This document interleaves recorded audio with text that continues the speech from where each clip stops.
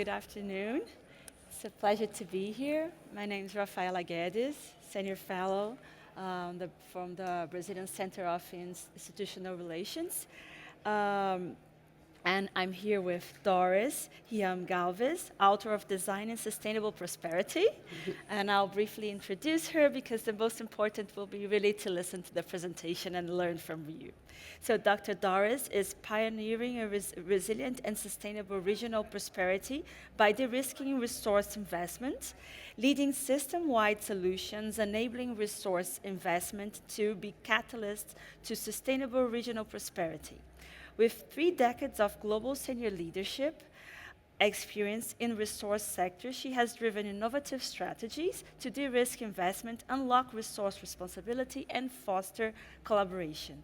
As the author of Designing Sustainable Prosperity, she introduced a groundbreaking method that redefines resource investors' roles, turning them from being distrusted entities to enablers or thriving resilient communities and forces for good. So that said, Doris, the floor is yours to have us through your presentation so we can learn a bit about designing sustainable prosperity. Thank you. Thank you, Rafael, for the introduction. Good afternoon. Maybe you can come a bit closer to the front. I believe we can create prosperity while protecting the environment and improving the quality of life of local communities.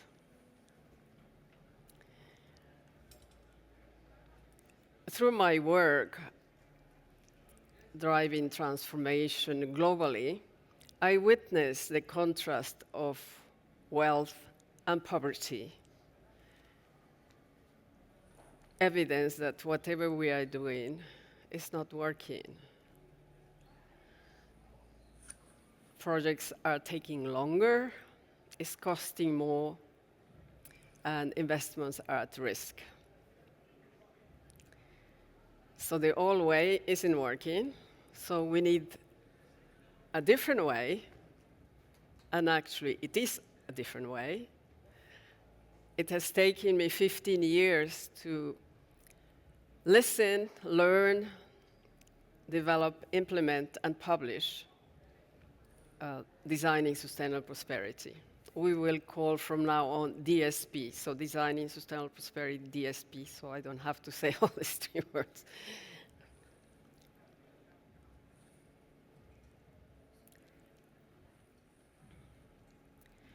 DSP is about shifting mindsets, building trust, and aligning key players around a shared vision of a thriving region.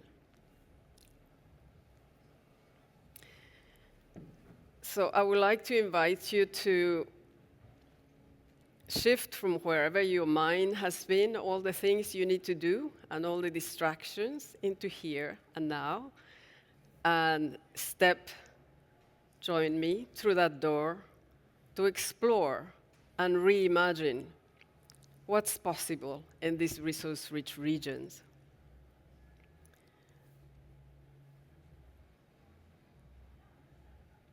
The risk we face today, we are all living every day, climate change, one commodity economy.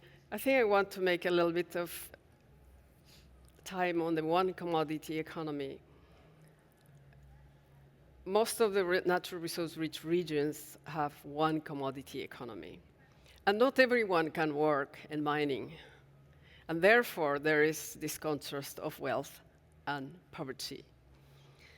And we will discuss a bit more, but it's one of the reasons why. So there's actually 2 vulnerabilities. One is that demand dictates the price of the commodity, and therefore, it goes up and down, so you fire and hire. And then the other one, which is a big deal for everyone, is skilled labor. And Designing Sustainable Prosperity, DSP, mitigates these risks by creating holistic, system-wide solutions to tackle climate change and innovative solutions to diversify the regional economy and scale and position the region as a center of excellence in the world market. Because to have lasting prosperity, the diversification has to have a scale, because mining oil is big, and therefore, whatever we are diversifying has to have chance to grow. And then once we know what's possible, then we can adapt the education systems to provide the skills and tools to support this evolving economy.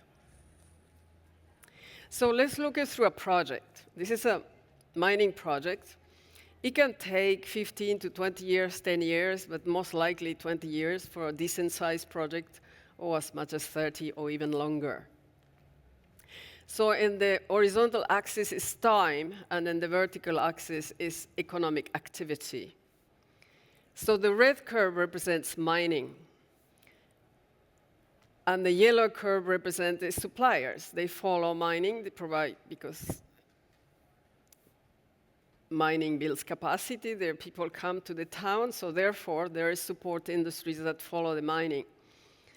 And the green represents the regional prosperity.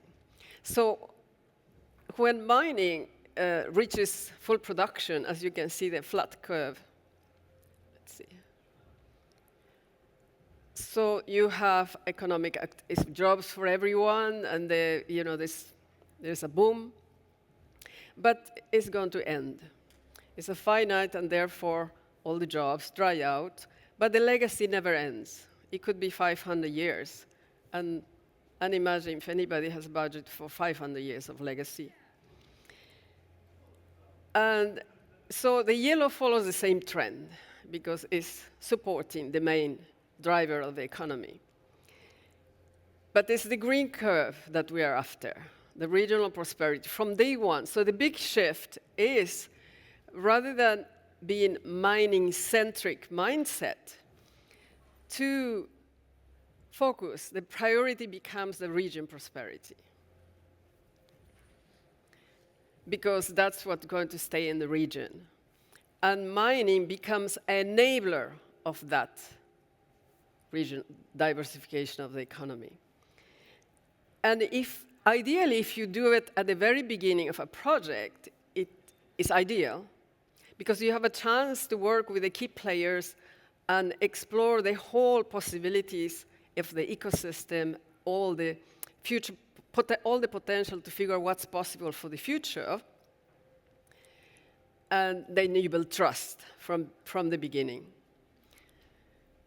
And therefore, your projects move smoother, faster, and better acceptance, and you create an investment welcome, an environment that's welcome to investors. So the big shift is the priority is what's going to stay, and is enabled by mining. So it's very important to notice it's not built by mining, it's enabled. The current situation is costing a lot more to get by and get acceptance when we're not wanted. On this one, we change from being seen not wanted, nobody wants a mine in the backyard, to being a force for good and therefore welcome. So I will share a case study in Peru, because similar conditions to here. So this is a high-level study. South of Peru economy relies 100% on copper mining and a little bit of smelting. And this region is sort of desert region, so there's water scarcity. And they have the best solar irradiation in the planet.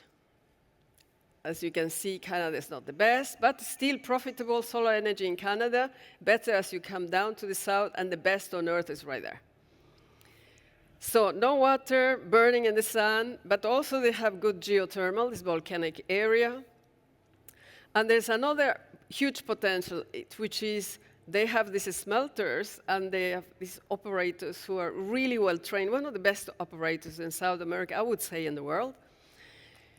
They are really good at making things work.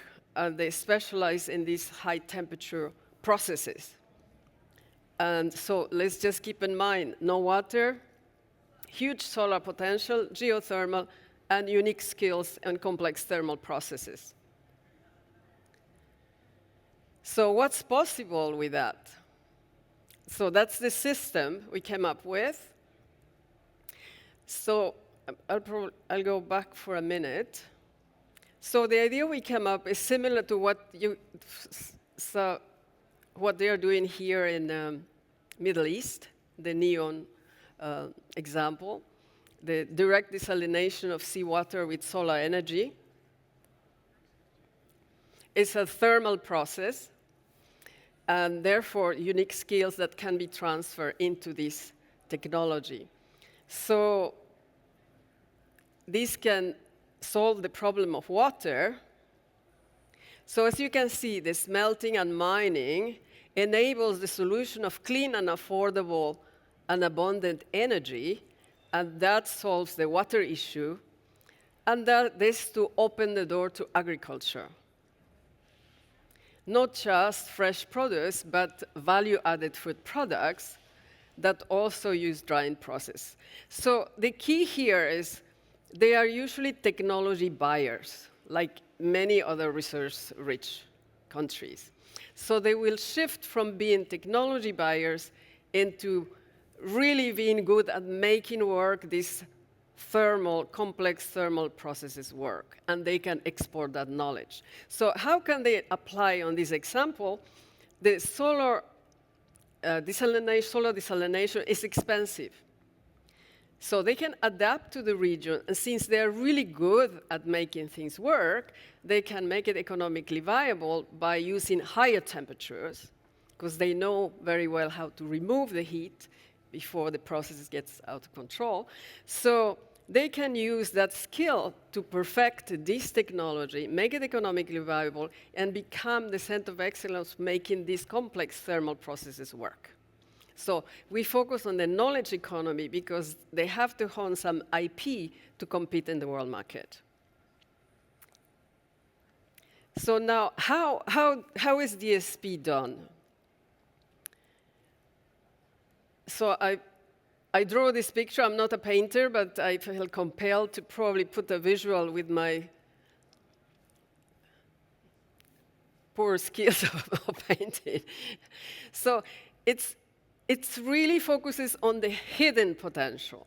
So from the depths of this is for Sudbury, a region in Canada. So from the depths of the earth, visualize the hidden potential of the region.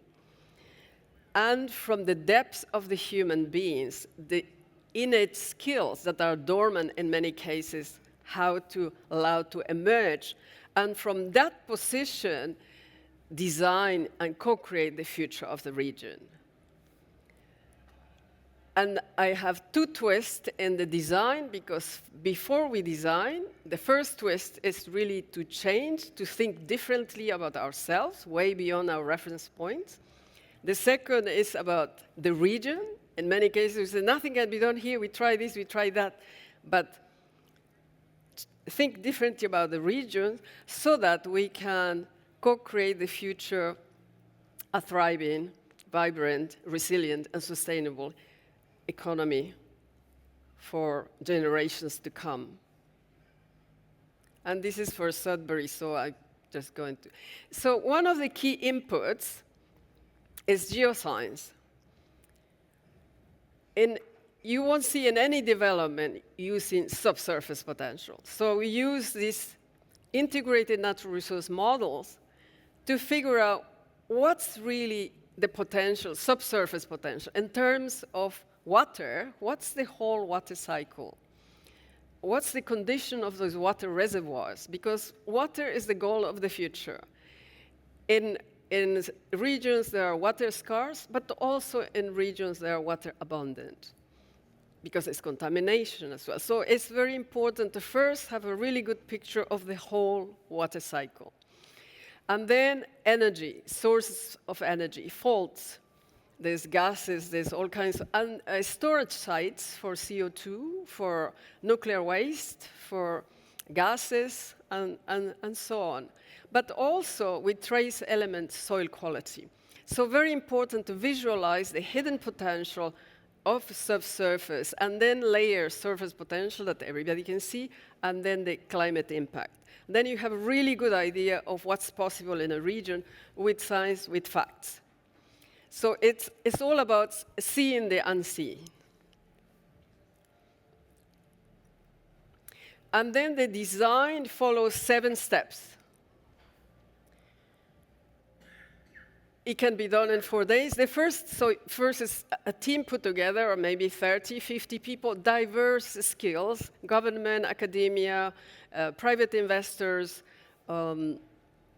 community representatives, to first think differently about themselves. So we're trying to get not to design from position of lack of scarcity, but from position of greatness. So first, think different about themselves beyond the reference points and the team, and then the region, the same thing for the region, think different about the region. And then when you're dreaming about yourself and the region, then only we look at all the inputs we prepared early on. And then a breakthrough occurs because we realize that our dreams aren't far from reality. And then only we can design the future. Once we have exhausted with ideas, when all the juicy ideas come, then we are ready to design the future. I'm sorry. Back. Then once we know what's possible, we create business plans, prioritize the best solutions using UND SDG indicators, and then the path of highest impact is clear. Then adapt the education system to provide the skills and tools to support the future economy, and then to keep the momentum, create an environment to live in the ever-emerging urge of creative possibilities. So we're using the method of expanding awareness of possibilities, which is gradual. So DSP, what's unique about it? It's a system solution that addresses all the issues we're dealing with: regional prosperity, social well-being, capacity building, and so on. You can probably read faster than I can, but you get the list there. So the objective is to create resilient and sustainable regions. It's creating high-paid jobs. That's why we focus on the knowledge economy, so that you can diversify, and there is life after mining. Environmental protection, attract investment, enhances the reception of mining. It changes the perception we have today, and de-risk investments. There is a book you can acquire, and everything is there, and make it better. And you can find in Amazon or Wiley.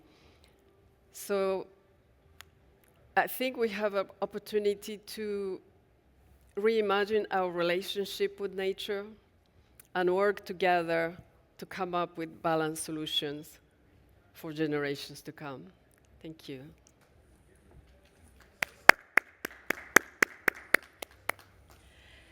Great to learn a bit more. I got some research before, and it's really a remarkable study. And what inspired you to develop the DSP, Doris? What do you think was your main inspiration to start this? So with 30 years working in the metals industry, as I mentioned, I've seen the contrast of wealth and extreme poverty. And because, as I said, these are sometimes high-paying jobs in mining, but the other jobs are so low pay that it doesn't benefit all. And for example, the African countries, they struggle. They have so much minerals, but they struggle to keep benefit from the wealth they have. And therefore, they are looking to add value, maybe build refineries, battery plants, and so on. But there's no market for those things. There has to be a market to do that. And then you don't make much money in refineries. But what they are asking for is really that the wealth of the minerals benefits all. And therefore, this is another way. The reason this was developed is to bridge that gap so that we can create high-paid jobs that are unique to the region, combining the unique skills with a unique potential for a long-term prosperity. And why it's needed now? Because it's another way to go around rather than waiting, building massive. For example, Canada, we're building battery plants, but there's no market. We're closing them. Incredible. Yeah, and the DSP, how does it approach? How is it approach different from other perspectives of trying to diminish these gaps and make it more sustainable for everybody? The truth is, there isn't any other a method out there there are a lot of the approaches are to deal with the symptoms. So if it's an environmental issue, you address that, or it's a social arrest, it's addressed, but it's symptoms. DSP addresses the system itself.